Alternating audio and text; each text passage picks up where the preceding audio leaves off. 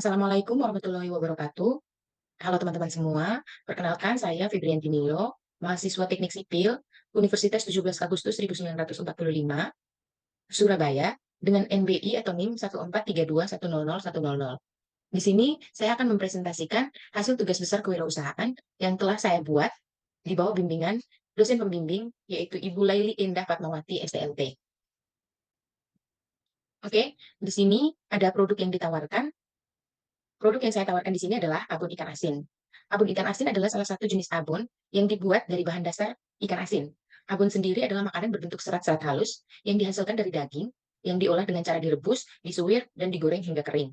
Nah, abon ikan asin yang ditawarkan mempunyai beberapa varian rasa, mulai dari rasa original, rasa pedas, rasa manis, rasa daun jeruk, hingga rasa gurih. Hal yang melatar belakangi saya menawarkan produk abon ikan asin adalah sebagai berikut. Surabaya memiliki potensi besar dalam budidaya ikan. Namun, konsumsi ikan di masyarakat masih tergolong rendah. Rendahnya konsumsi ikan di Indonesia memiliki pengaruh signifikan terhadap ekonomi dan kesehatan masyarakat, karena dapat mengurangi nilai tambah dari sumber daya ikan serta mempengaruhi kinerja sektor perikanan dan dapat meningkatkan risiko penyakit-penyakit yang terkait dengan gizi tidak seimbang yang diakibatkan oleh kurangnya protein yang dibutuhkan oleh tubuh. Oleh karena itu, meningkatkan angka konsumsi ikan di Indonesia menjadi sangat penting untuk menjaga kesehatan masyarakat dan meningkatkan perekonomian sektor perikanan. Salah satu cara untuk meningkatkan tingkat konsumsi masyarakat terhadap ikan adalah dengan mengolah ikan dengan inovasi sedemikian rupa untuk menghasilkan olahan yang enak dan disukai oleh masyarakat. Contohnya adalah abon ikan asin dengan inovasi rasa dan kemasan yang menarik untuk menarik perhatian para konsumen. Abon ikan asin merupakan produk olahan ikan yang praktis dan disukai banyak orang. Namun, masih jarang ditemukan dengan varian rasa dan kemasan yang menarik. Oleh karena itu, usaha menawarkan produk yang unik dan enak, yaitu abon ikan asin dengan berbagai varian rasa. Varian rasa yang ditawarkan di sini ada 5 varian rasa. Yang pertama ada varian rasa original. Varian original merupakan varian abon ikan asin yang paling umum dan paling sederhana. Produk ini tidak memiliki tambahan bumbu atau rasa yang spesifik, sehingga rasanya relatif netral dan hanya memiliki rasa asin dari ikan yang digunakan. Kemudian, varian rasa yang kedua adalah abon ikan asin yang memiliki varian rasa pedas. Varian pedas merupakan varian abon ikan asin yang memiliki tambahan bumbu pedas, yaitu cabai rawit dan cabai bubuk sebagai topping. Produk ini cocok untuk mereka yang menyukai pedas dan ingin menambah variasi pada makanan teman-teman sekalian. Nah, kemudian ada abon ikan asin dengan varian rasa manis. Varian manis merupakan varian abon ikan asin yang memiliki tambahan bumbu manis, yaitu gula merah dan gula pasir. Produk ini cocok untuk teman-teman sekalian yang menyukai rasa manis. Kemudian yang keempat, ada abon ikan asin dengan varian rasa daun jeruk. Varian daun jeruk merupakan varian abon ikan asin yang memiliki tambahan bumbu spesifik, yakni bumbu daun jeruk, seperti daun jeruk nipis atau daun jeruk lainnya yang memberikan rasa segar dan asam. Produk ini cocok untuk teman-teman sekalian yang menyukai rasa segar dan menyukai daun jeruk. Kemudian ada varian rasa gurih. Varian gurih merupakan varian abon ikan asin yang diolah dengan tambahan santan sehingga ikan asin yang diolah mendapat rasa gurih khas dari santan kelapa yang meresap pada daging. Produk ini cocok untuk teman-teman yang menyukai makanan bersantan dan berasa gurih. Kemudian kita next pada bentuk kemasan.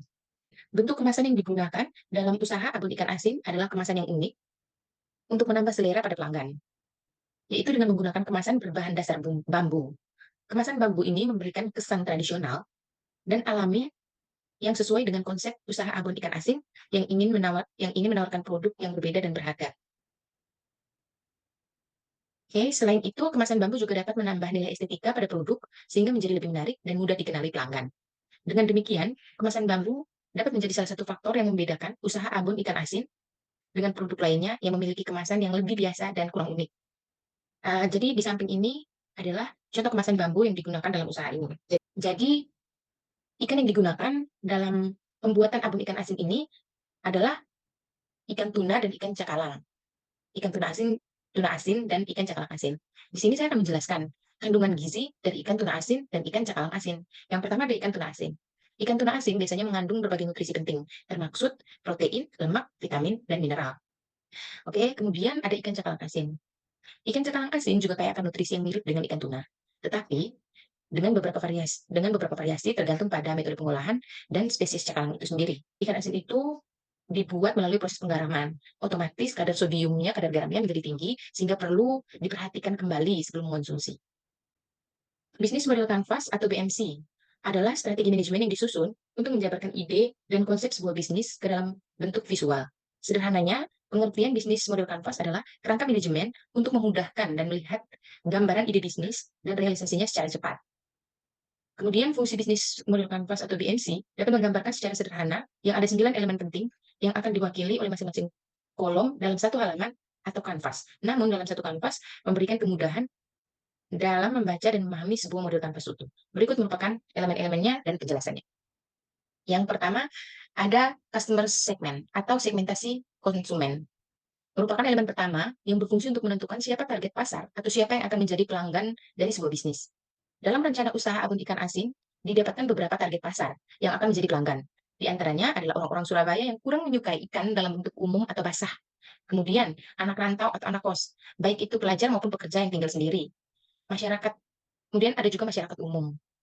Dengan mengetahui segmentasi konsumen yang tepat, perusahaan dapat lebih efektif dalam mengembangkan strategi pemasaran yang sesuai dengan kebutuhan pelanggan, serta dapat meningkatkan kesadaran dan kesetiaan pelanggan terhadap produk abon ikan asin. Dengan mencapai hal tersebut, rencana usaha abon ikan asin dipercayakan mampu memberikan kepuasan pada pelanggan dan mampu memperoleh sasaran yang tepat. Kemudian, yang kedua ada value proposition atau proporsi nilai. Merupakan elemen yang memberikan penjelasan mengenai nilai dan manfaat yang diberikan oleh produk dan layanan kepada pelanggan. Rencana usaha abon ikan asin yang akan dijalankan memberikan beberapa nilai dan manfaat untuk diberikan kepada pelanggan.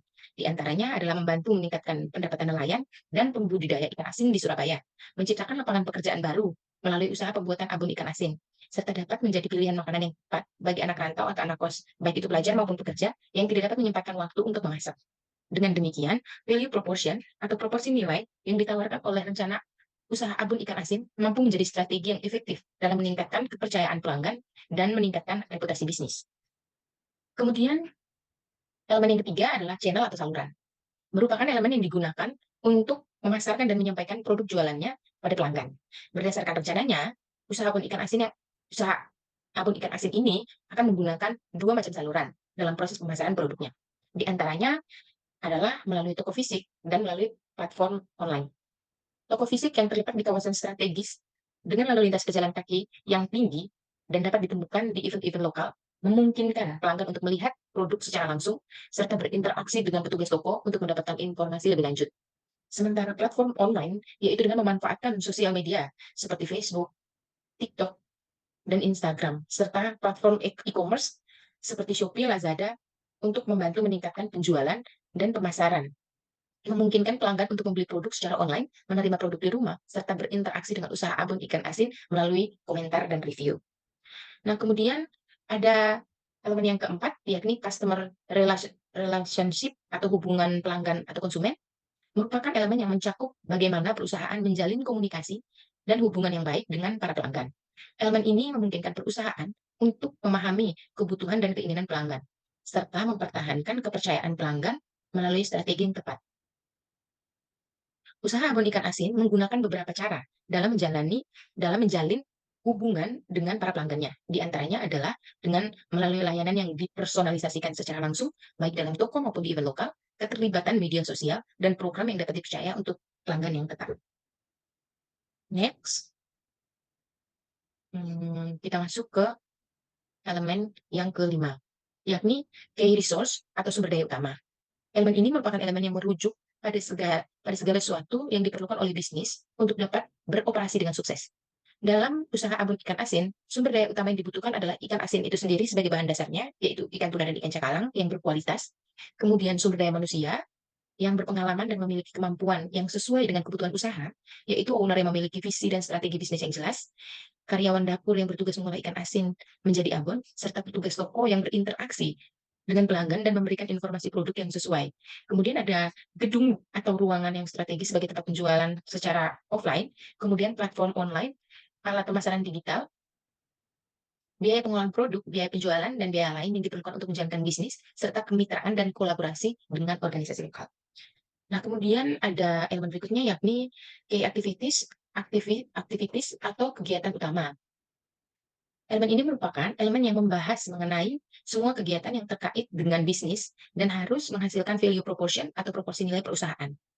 Key activities atau kegiatan utama memungkinkan bisnis untuk mengidentifikasi dan mengelola kegiatan yang paling efektif dalam mencapai tujuan bisnis. Adapun beberapa kegiatan utama yang dilakukan dalam usaha abon ikan asin, di antaranya adalah membeli ikan asin dari pembudidaya ikan asin sebagai pemasok bahan baku, kemudian memproduksi abon ikan asin dengan berbagai varian rasa, dan melakukan kegiatan pemasaran, baik secara offline melalui toko fisik dan event-event lokal, maupun online melalui media sosial dan platform e-commerce.